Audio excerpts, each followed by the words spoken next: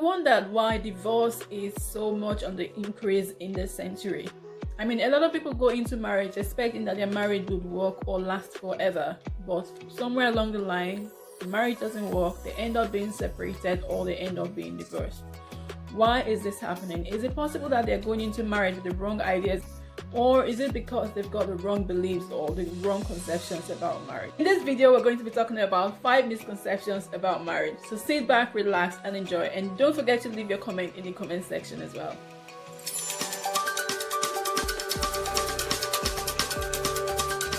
Hello and welcome back to Everyday Matters with Tari. I'm here to give you lifestyle advice and tips to help you live your dreams, achieve your goals, and become the best version of yourself. Now, if you haven't already subscribed to my channel, please do, and don't forget to click the notification icon so you don't miss out on any of my updates. Okay, so today we'll be talking about 5 misconceptions about marriage. Like I said, people go into marriage with the expectation that their marriage will last forever, but somewhere along the line, the marriages don't last forever. Just take a look at the internet, what you see. Celebrity getting divorced, getting separated, things happening in marriages breaking down, families breaking down every single day. Okay, and even normal people that are not even celebrities, also have their marriages breaking every single day.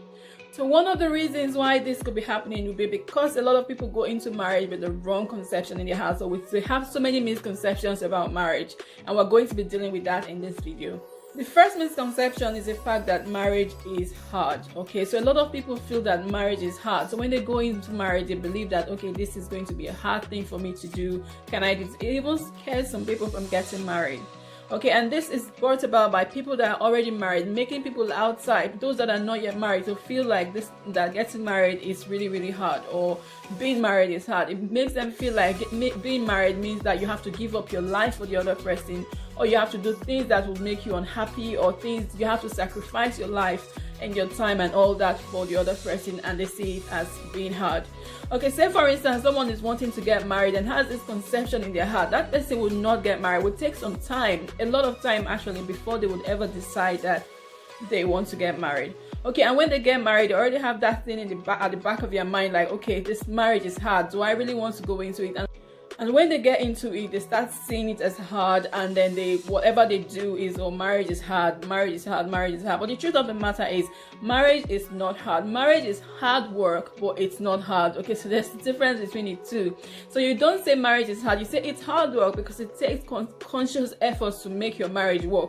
You have to work hard at your marriage to make it work. Don't say it's hard. No, it's not hard, it is hard work. Okay, so the reason people are saying that marriage is hard is because they don't look at themselves to see their flaws or see their mistake or see their faults. All they want to do is see the faults of the other person, what the other person is wanting them to do, which they don't want to do. They don't want to make sacrifices, they don't want to compromise. Okay, and they see it as hard. But if you go into marriage with the expectation that, okay, I'm getting into this marriage, I know it's hard work, but I'm going to make it work. I look at myself and say, okay, you know what? I'm not a perfect person. I have my fault. I need to compromise on some things that I believe in just so my marriage can be successful. Okay, so it's really important that we know that marriage is not hard, but it is hard work. Okay, we need to work hard to make our marriages work. The second misconception about marriage is the fact that everything is going to be rosy all through. And I think that's a major thing, because people get married expecting that, okay, it's going to be heaven on earth throughout. Myself and my partner are never going to have an argument. Hello? What planet are you from? Okay, the most important thing is that you need to understand that marriage is not rosy all the time. Yes, it can be rosy if you get to understand yourself. So with time, you get to understand yourselves, you get to know each other to the extent that, okay, everything becomes sweet. But that doesn't mean that you would not have misunderstandings, because you would always have misunderstandings. The reason for this is the fact that you two have come from different backgrounds. Okay, so I've come from a different background, you've come from a different background, we've had different parents raise us up, we've had different experience while growing up, so we have different belief system. Okay, so that has shaped us. So my experience has shaped me in a way, my partner's experience has shaped him in a way, therefore we are different. Okay, so when we now come together, I don't expect that everything is going to be the same. I expect to be some hitches. I expect that we'll have some misunderstanding along the way before we now get together and begin to understand each other and begin to work together, and then things become rosy. So that's the second misconception about marriage. The third misconception about marriage is the fact that I believe that my partner it's my partner's duty to make me happy. No, it doesn't work that way. We all owe it to ourselves to make ourselves happy. I can do things that will make you happy, but at the end of the day, it is your duty to make yourself happy.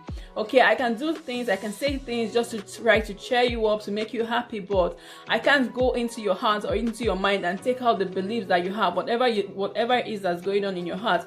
I can't go and take it away. So you need to change your focus from the things that are making you unhappy to making yourself happy.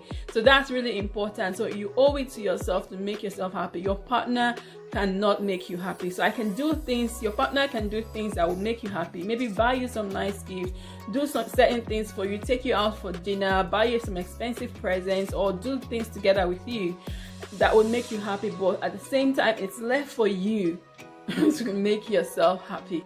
And if you're waiting for your partner to make you happy, my dear, you're going to wait and wait and wait and wait and wait in vain. Okay, so that's not going to happen. You need to let the happiness come from within you. It has to come from yourself. The fourth misconception about marriage is a misconception that our faith, our beliefs, or our values don't matter as long as we love each other. My dear, that's so wrong, because our faith and beliefs, our values, our culture are the things that shape us, that help us to make, that direct the way we make our decisions. Okay, some people say, okay, it doesn't matter, as long as we love each other, we're going to be happy, we'll figure things out. No, because I want to do things that that resonates with my culture and with my beliefs. Say for instance, I'm a Christian. I think I made a video on some reasons why marriages fail. I'll put the description in the link in the description box. I'll put the link in the description box below. So in that video, I talked about incompatibility as one of the reasons why marriages fail, and one of the things that people could be incompatible in is in their religious or cultural beliefs. Say for instance, I am a Christian, which I'm a Christian, and I decide that it doesn't matter, I'm going to marry someone that's a Muslim or someone that's an atheist. Okay, at the end of the day, I'll find out that I will be frustrated by his beliefs, or he'll be frustrated by my beliefs. Okay, and the only way that we're going to be able to work in that way is if for a reason, maybe there's a miracle, that person decides to join my religion, or I decide to join that person's religion. Okay, or I say, you know what, it doesn't really matter, you do yours, you go to your mosque or whatever, and I go to my church. And we know that's not really a pleasant thing, because as couples we want to be seen to be doing things together. I know that there are some couples that say, you know what, you do yours and I'll do mine, so long as we're happy. I know that there are some couples that do that, and I so much appreciate them. I respect them a lot. But the truth of the matter is that for me as a person, with my values, with my belief system, I want myself and my husband to do these things together, to do the same thing. So when I'm going to church, I want us to go to church together. When I'm praying, I want us to pray together. So those are my beliefs. So if I now marry someone, like, okay, it doesn't matter, as long as he loves me, then at some point I'm going to get frustrated, or he's going to get frustrated, because I would want him to do the things that I do. Okay, someone says that it doesn't matter, love is blind, but and someone else said that love now has some holes that he uses to see. After some time, that love will get frustrated. So we need to know that our beliefs, our culture, our value system are very important when we get married. So let's not just get married to someone because we are in love, or because we've got butterflies in our stomach, or maybe because this person makes us feel in a certain way. Okay, so this misconception is really, really important, because at the end of the day, a lot of marriages get frustrated and get broken because at the end of the day, they are not able to meet, they're not able to compromise their beliefs, their culture, or their value system. If they decide to compromise their value system, then that person would not be happy. So the fifth point I'm going to talk about, which is the fifth misconception about marriage, is the fact that marriage is an achievement. So some people see marriage as an achievement.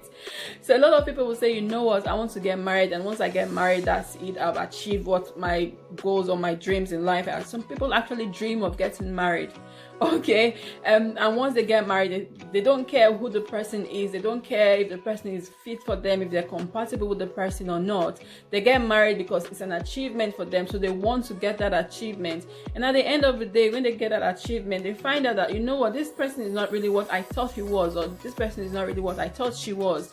and they start having problems in their marriage. Okay, so marriage is not an achievement, it's a journey. Okay, it's a journey that you have to start. So it's not like, okay, that's the end goal. It's not the end goal, it's actually the beginning of a journey of two people becoming one. So you start the journey together, you get to learn about each other, you learn from each other, get to understand each other, and then everything begins to go rosy from there. And when you have misunderstanding, you know that, okay, this is the best way for us to resolve this issue without actually getting into a huge fight or without escalating things and to involve third parties. So it's really, really important that we don't just see marriage as an achievement and then just go ahead because we want to do it, not minding who the person is, or maybe because our families expect us to do it, or maybe because our friends are already married and we want to do it, we want to achieve that as well. Okay, it's really important that we know that it is not an achievement, it's the start of a lifetime with someone you don't even know, with a stranger. Another point I'm going to talk about is the fact that a lot of people think that the marriage celebration or the wedding celebration is more important. Okay, so you see some people, they put so much plan, so much effort into organizing a wedding, they spend all the money. Some people have to borrow, a lot of people I know, and take loans and borrow huge amounts of money just to get a big wedding, a societal wedding, and they say, okay, you know what, this is more important, and once the wedding is done, we figure things out. Hello, no, that's not it. So you need to think about what this marriage is going to be like after this wedding. Okay, so all those things need to be put into consideration before you actually get married. Otherwise, by the end of the day, when the wedding is over, the guests are over, just the two of you, what are you going to do?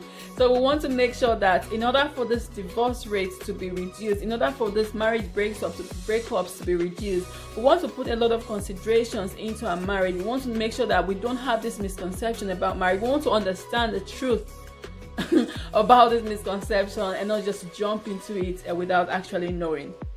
Okay, so these are just a few tips from me, and today just about the misconceptions about marriage. I hope these tips have been helpful. If they have, please leave your comment in the comment section. Don't forget to like and share this video and subscribe to my channel if you haven't already done so. Thank you so much for watching this video, and I look forward to seeing you in my next video.